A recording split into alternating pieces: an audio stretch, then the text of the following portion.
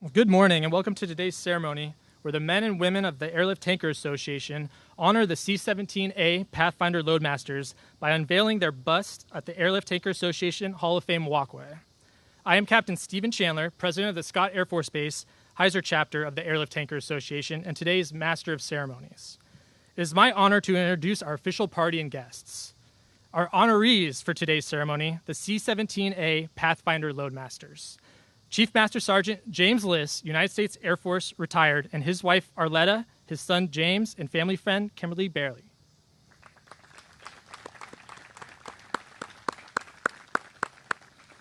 Chief Master Sergeant Michael M. Welsh, United States Air Force, retired, and his wife Candace, his Aunt Donna and Uncle Donald, cousins Teresa and Gary, and family friends Chief Master Sergeant John Akers, his wife Beverly, and grandson Senior Airman Brendel, who's, by the way, is a boom operator here at Scott Air Force Base in the 906th Air Refueling Squadron.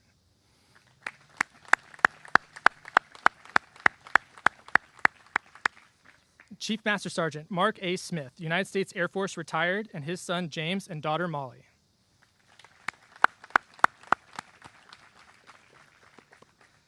Our official party, the Commander, Air Mobility Command, General Carlton D. Everhart II. And representing the Airlift Tanker Association, the President of the Airlift Tanker Association, and former Air Mobility Command Command Chief, Chief Master Sergeant Michael R. Curver, United States Air Force, retired. We also want to welcome all our other distinguished guests with us today. The former Chief of Staff, United States Air Force, the former Commander-in-Chief, United States Transportation Command, and Commander, Air Mobility Command, General Ronald R. Fogelman, United States Air Force, retired.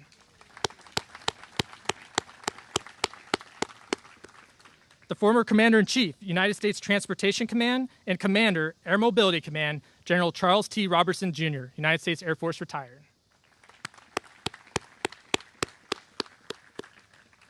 The former Commander, United States Transportation Command, and Commander, Air Mobility Command, General John W. Handy, United States Air Force, retired. The former Commander, United States Transportation Command, and former Commander, Air Mobility Command, General Duncan J. McNabb, United States Air Force, retired. The former Commander-in-Chief, Military Airlift Command, General Thomas M. Ryan, Jr., United States Air Force, retired. The former Commander, Air Mobility Command, General Raymond E. Johns, Jr., United States Air Force, retired.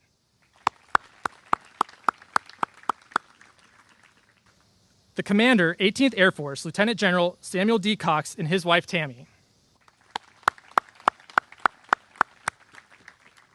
And the Vice Commander, Air Mobility Command, Major General Thomas J. Sharpie.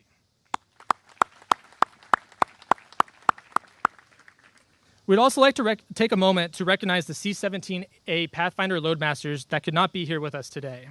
Master Sergeant Ted Venturini, United States Air Force, retired. Chief Master Sergeant Dave Fincher, United States Air Force, retired. And the late Chief Master Sergeant Bill Cannon, United States Air Force, retired.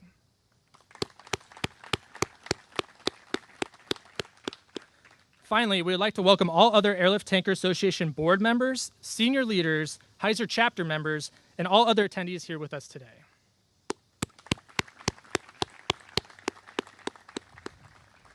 So for those of you not familiar with the Airlift Tanker Association Hall of Fame walkway, I would like to take a moment to point out some of its features. The walkway consists of three major sections.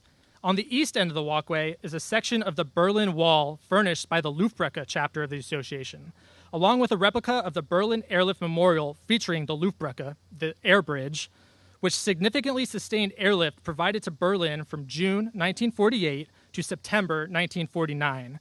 This year marks the 67th anniversary of that effort. At the center of the walkway are both the airlift and tanker memorials commemorating those who have given their lives conducting airlift and tanker missions for our country and our freedom. On the west end of the walkway is a memorial honoring the heroic actions and selfless sacrifices made by fellow Americans on September 11th, 2001.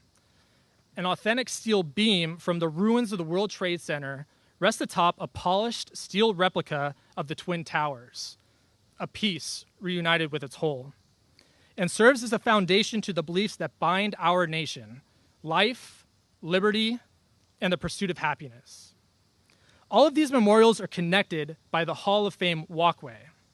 This walkway symbolizes the significant contributions of the men and women inducted into the Airlift Tanker Association Hall of Fame.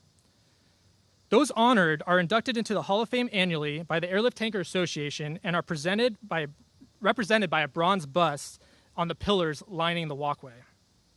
Today, we stand on the shoulders of giants who went before us, and we recognize the latest inductees into the Hall of Fame, the C-17A Pathfinder Loadmasters. Ladies and gentlemen, Chief Curver. Thanks, sir. So my 13 years at Scott, my golfer sense says we have about 30 minutes, so I'll talk quick.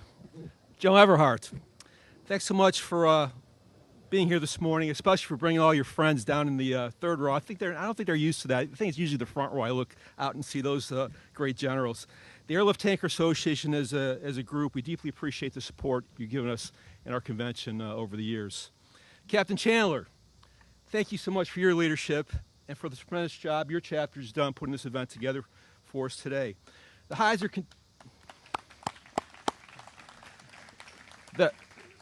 continues to shine as our biggest and, as you often say, and we echo that, our best chapter. I think this event today is testimony to that hard work, and we appreciate your efforts. Ladies and gentlemen, I'm hopefully I'm not the first one to mention this, but I'd like you to give another well-deserved applause to Captain Chandler. He's recently been selected as one of the Airlift Tanker Association's 12 young leaders for 2016. We'll formally recognize you with the hardware and all the other stuff, sir, at the convention in October. Fellow mobility airmen, friends, family, and most importantly, our C-17 Pathfinder Loadmasters. The Airlift Tanker Association is focused on three themes: supporting mobility airmen, preserving the mobility culture, and strengthening our bonds. As everyone here knows, and you more than most, how committed the association is to supporting our great mobility airmen. Today, we do a bit more to preserve our mobility culture as we dedicate the C-17 Pathfinder Loadmaster bust into our Walk of Fame. Walking this short path past Hall of Fame honorees quickly gives you a glimpse of our proud mobility heritage. Every day, people just like us bring friends and family here, and it's on the shoulders of the heroes you see lining this walkway this command was built. Prominently displayed on each of these busts and plaques are short citations highlighting the recipient and further evidence of the type of airmen you'll find serving the United States of America, our Air Force, and this great command. We know there are more, and there will be more. In 1988, the Airlift Tanker Association established the Hall of Fame Award to honor individuals and mission groups demonstrating superior and sustained performance to the advancement of air mobility. This annual award recognizes the outstanding achievements of our very best airmen and is the absolute highest honor this association can bestow on any individual or group. I'm privileged this morning to represent our association, and we sincerely congratulate Chief Cannon, Chief Fincher, Chief Welch, Chief Liss, Chief Smith, and Master Sergeant Venturi as our newest Hall of Fame inductees. At our convention this past October, we formally unveiled the Pathfinder Loadmaster bust, culminating a nomination and selection process that started way back in January of 2015.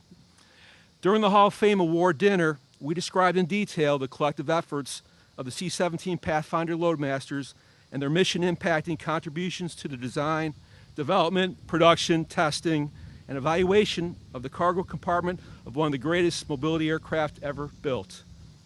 With 150 years of combined experience and over 55,000 flying hours and 21 different aircraft between them, the unique backgrounds of our Pathfinder Loadmasters proved critical to ensuring the one Loadmaster concept became reality.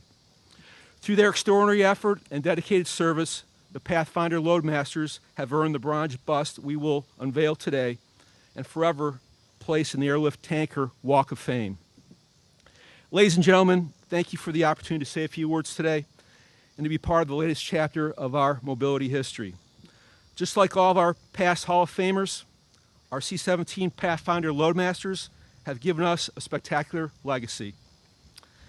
I thanked our Heiser chapter earlier for a job extremely well done. Ladies and gentlemen, today would also not be possible without Ms. Patty Cost and the AMC protocol staff, and I'd like to thank them and her team for everything they did today.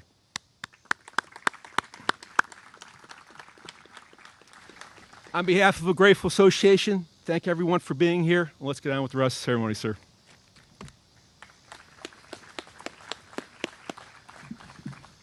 Thank you, Chief Kerber. Ladies and gentlemen, General Everhart.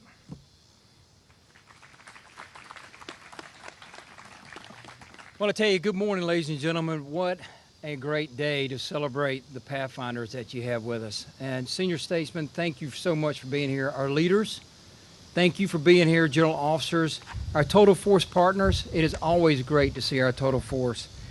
But I would tell you, I want to tell everyone the weather held off.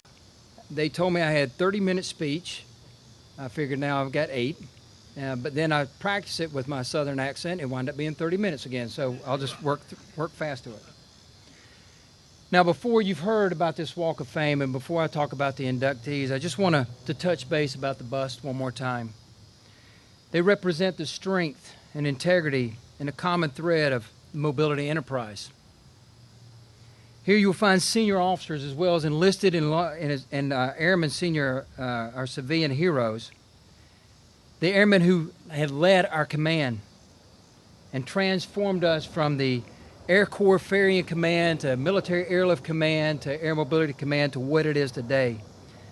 And these busts represent airmen who performed incredible acts of valor. Airmen who fought to advance global mobility, and airmen who drove innovation for global reach. Today we recognize 6 Pathfinders, the Pathfinder Loadmasters, Chief Master Sergeants Bill Cannon, Dave Fincher, Mike Welsh, Jim Liss, and Mark Smith, but also Master Sergeant Ted Venturini. Together, it was their expertise and their leadership that drove a design and production of one of the most technologically capable aircraft that we have ever had in the mobility inventory. As we honor these 3 gentlemen today, I also like to take a moment to thank their family members, because there's too often times in our business that we don't say thank you for allowing them to do the sacrifices, the long hours, to be able to think through this design, to be able to do the innovative design, and nobody was at home but you keeping the home fires burning. So thank you for your sacrifices. Thank you for allowing all of us to be part of that family and to get this mission accomplished. So thank you so much.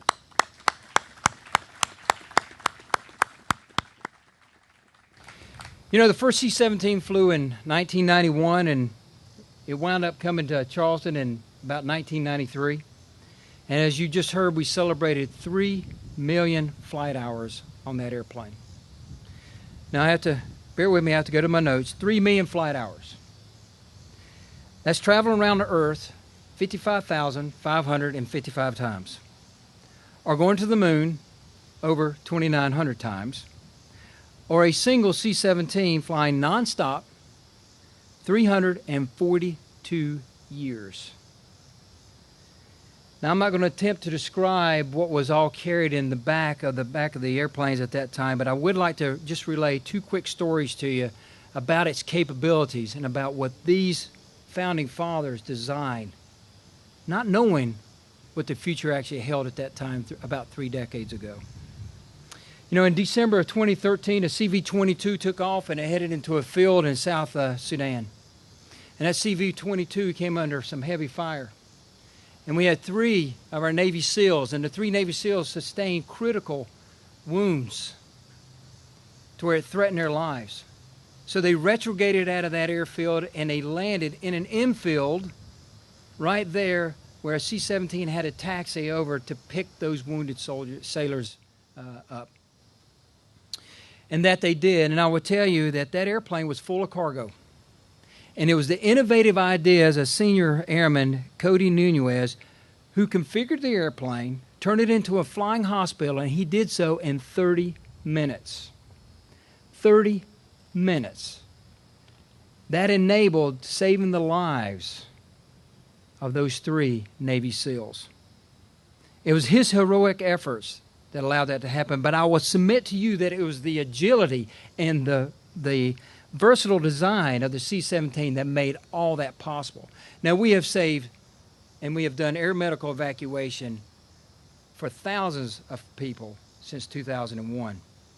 But I would tell you, it's also part of the business end of how we haul cargo, which is also in its innovative design. In 2007, Secretary Gates said, hey, we've got this thing that's really protecting Marines, and it's called this mine-resistant ambush-protected vehicle, about 38,000 pounds worth of vehicle, and we need to get these out to the field to Iraq and Afghanistan. So our industrial machine came into work, and we produced over 12,000 of those vehicles. And I will submit to you today that I will tell you that at least 3/4 of those, in my humble opinion, were delivered in the back end of the C-17. When our nation called, Air Mobility Command had the right airlifter to do the job. It's versatile, it's capable, and I'm telling you, it just sneezed at 38,000 pounds. Gentlemen, when you designed the business end of the C-17 3 decades ago, you didn't know exactly what an MRAP was. I don't think you even conceived what an MRAP was. But you did it, and we have an immense capable aircraft because of it. It was your vision and your insight and dedication that allowed Air Mobility Command, as I said, have the right airlifter to answer the call at the right time when our nation needed to do so. You leave behind a legacy in the C-17, but more importantly, an impeccable example to our airmen today. I am confident they will continue in your legacy. Thank you for your lasting contribution. Thank you what you have done to contribute to air power. God bless you. God bless Air Mobility Command, and God bless the United States Air Force.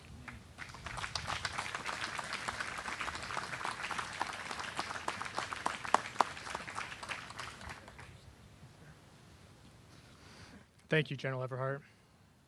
I will now read the inscription on the bust. The C-17A Pathfinder Loadmasters. The C-17 Pathfinder Loadmasters, Chief Master Sergeant Retired William M. Cannon, Chief Master Sergeant Marion D. Fincher, Chief Master Sergeant James Liss, Chief Master Sergeant Mark A. Smith, Master Sergeant Retired Theodore R. Venturini, and Chief Master Sergeant Michael M. Welsh provided unparalleled leadership and expertise to produce the first cargo transport aircraft specifically designed for one Loadmaster operation. Their unique backgrounds were critical to ensuring the one Loadmaster aircrew concept became a reality. These Loadmasters authored the Mission Systems Volume, supported major C-17 design reviews, participated in the CX source selection, worked as requirements managers at Headquarters Military Airlift Command and the System Program Office, and participated in the Flight Test Program. The efforts of this key group of Loadmasters led to the revolutionary design improvements on the C-17 Globemaster III and the advancement of America's airlift capability. Airlift Tanker Association Hall of Fame inductees 2015.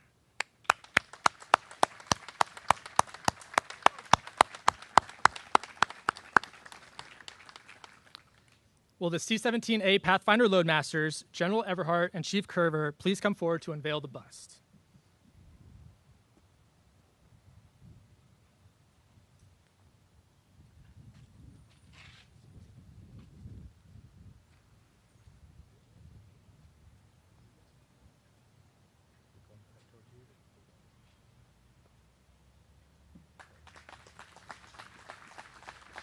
Chief Master Sergeant Liss. Thank you very much. I really appreciate you all showing up today. This is really a remarkable ceremony and an event that I will remember for the rest of my life. And I, too, would like to thank General Everhart and the Air Mobility Command for hosting this spectacular ceremony today, and Mike Herver, as president of ATA, for basically getting us here and making this all happen in response to what we've all done as a team over these years. And last but not least, Captain Chandler, you did a great job doing all that you did to keep us informed and helping us get here as you did. This is a bittersweet moment for me, and I'm sure Mark and Mike as well, because we're missing 3 of our other Pathfinder Loadmasters. But I believe in their heart that Master Sergeant Ted, the Godfather Loadmaster Venturini, is here with us, as is Dave Fincher, Chief Fincher. And I know in spirit that Chief Cannon is standing right here next to me, ready to wring my neck if I go over my 3 minutes. So he's already whispered that in my ear, so I promised I wouldn't. But there's actually a 4th Pathfinder that I think we should talk about just for a moment, and that's General Cassidy. Because without him, I don't think we'd be here today, because he did so many key things to help ensure that the program stayed on track, that just things happened the way they did, that I honestly look back and see the things that I did working for General Cassidy when I was here at Headquarters MAC, that proved to me that he was really instrumental in us getting to where we are today. So for that, I recognize him as my honorary Pathfinder. My journey started 36 years ago at Wright-Patterson Air Force Base in Scott. I was fortunate enough to get volunteered into the CX System Program Office. We went through a grueling source selection that lasted over 8 months. And then for the next 4 years, it was up and down. The program lived, the program died. And then in 1984, the program started to get some life back in it, and Headquarters MAC decided to put together a fledgling program office right here, the requirements shop, XPQC, on the 2nd floor of the Puzzle Palace, as we called it back then. And General Ryan was, I'm not sure if you were still here then. I know you were when I was at Altus, but because I flew for you as your loadmaster. And I got to read my notes so I don't get off track here. But then, so from Scott, I went to Headquarters Afotech in 1980, spent 2 years there working OT&E and following the program a little farther. And then in 1992, I had a significant emotional event take place. And that was, I had the opportunity to stay at Afotech or jump ship and go from the frying pan into another frying pan. And that was to go work for the contractor, McDonnell Douglas at that time, and continue to try and keep the program, from a loadmaster perspective, going as a contractor, which made me a little different person because I no longer was the customer per se, I was the contractor. So I had to be a different person. But it all worked out. We had a good time. We had our ups and downs, but it worked out well.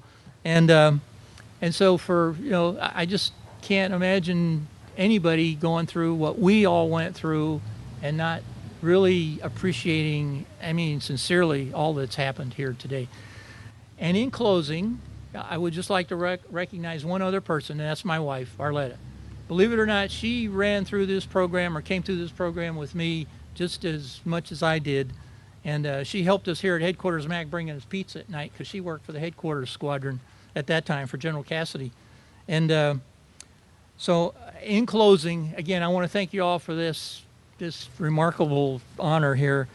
And I would just like to add that, AMC's motto is we answer the call so others prevail.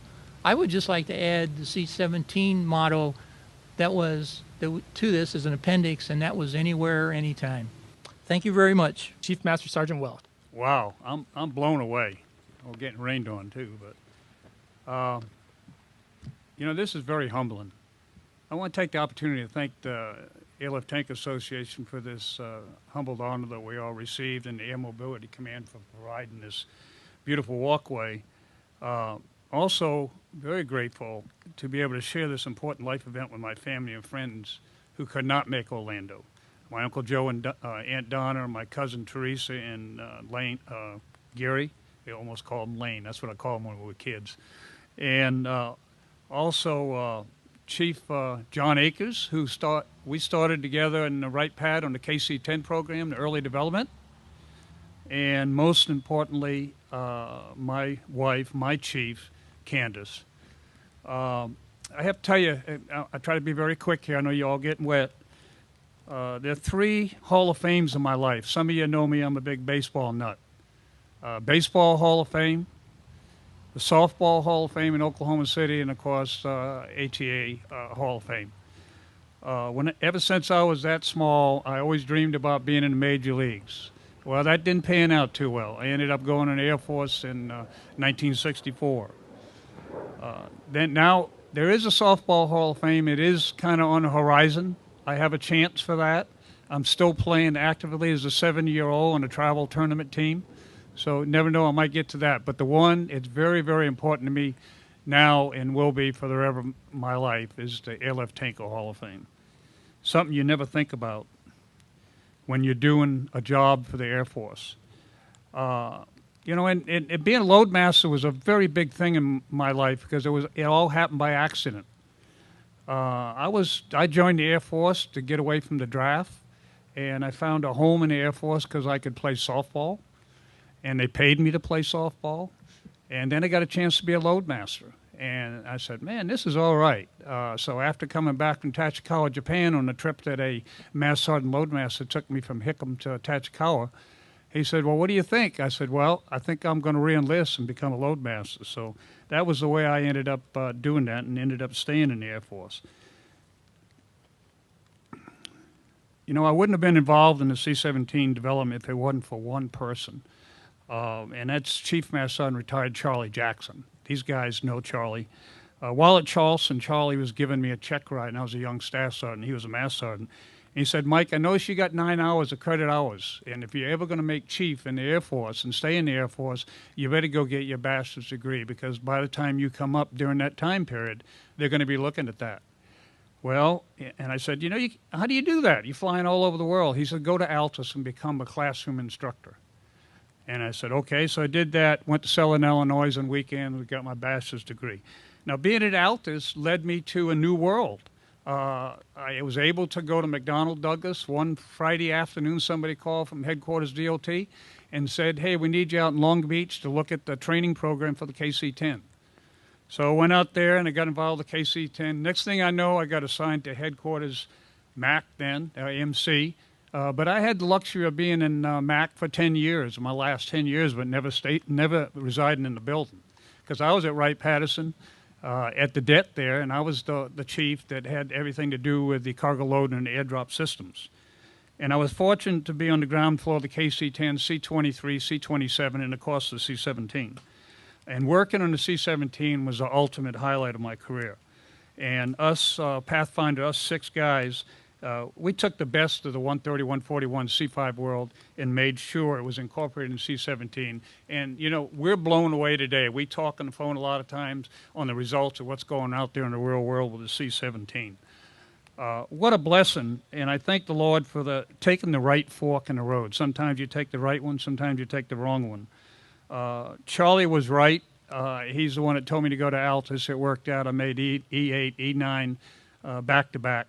And that was great. You know, but one thing that I do miss is the other 3 guys that are not here. Bill Cannon, who meant a lot to all of us. Bill was one of my mentors when I was a young staff sergeant. Dave Fincher, Fuzzy, we called him. Miss him. And him and Ted Venturini right now has some very, very serious medical issues.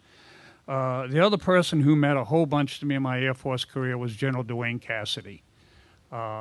He showed me a different way of life as far as dealing with people and how friendly a 4-star general can be. And speaking of 4-star generals, there's a few in attendance here that I helped groom so they could get promoted. Not really. But 51 years of aerospace, General McNabb, General Fogelman, General Robinson, General Ryan. And thanks so much for being here. General Ryan is the one that slapped my chief stripes on me over here many, many years ago. Thanks so much for being here, even in the rain. It's slowing down again. Thanks again for this honor, and I'm really blessed, and I'm wowed. I mean, I'm just humbled that this has happened, and really appreciate it very much. Thank you. Chief Master Sergeant Smith. It's like loading an airplane in the rain. Thanks again to the Heiser chapter, Captain Chandler, General Everhart, Chief Carver. Wonderful event, and we sort of felt at home with the rain as the loadmaster. General Everhart, Chief Carver, distinguished general officers, family, friends, and guests. It's truly an honor for Mike, Jim, and I to represent the C-17 Loadmaster Pathfinder group at Scott. First, I'd like to thank Scott Air Force Base Civil Engineering. I've noticed that our medallion is placed between General Tom Ryan and General Ron Fogelman.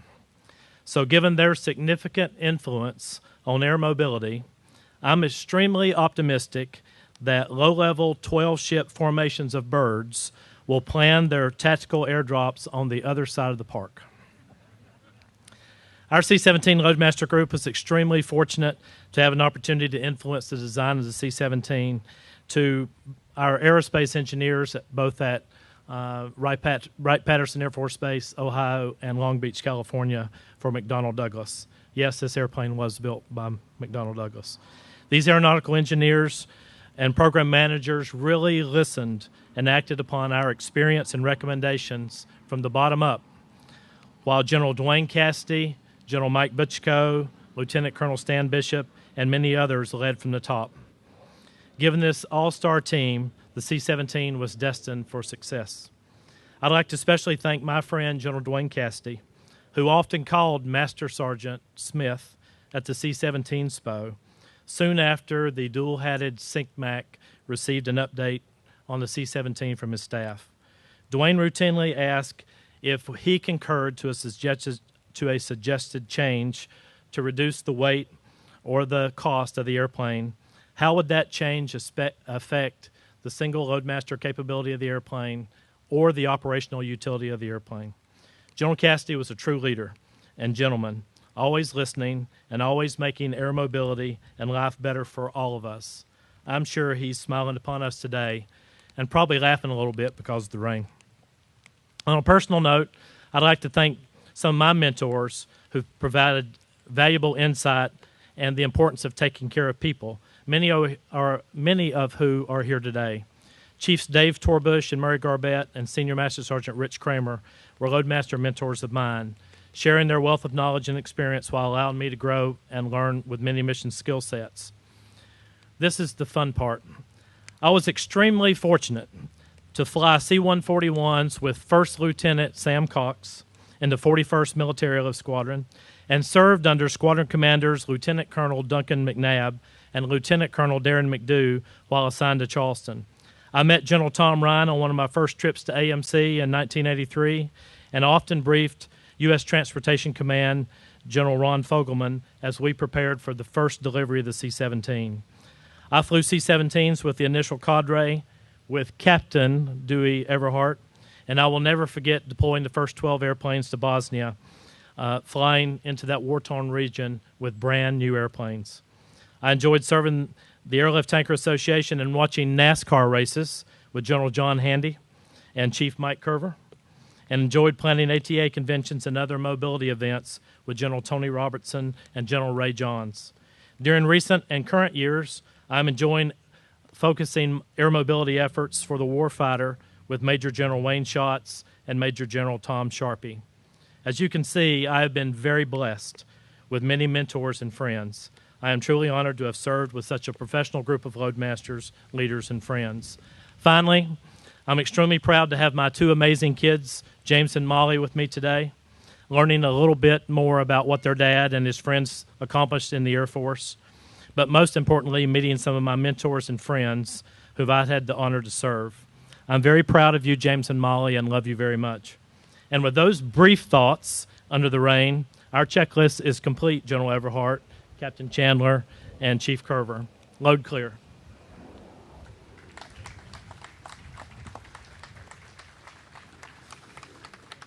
All right, thank you, Chief Smith. Ladies and gentlemen, this concludes today's ceremony. Thank you for your help in honoring those who represent our rich history and limitless future of our mobility air forces.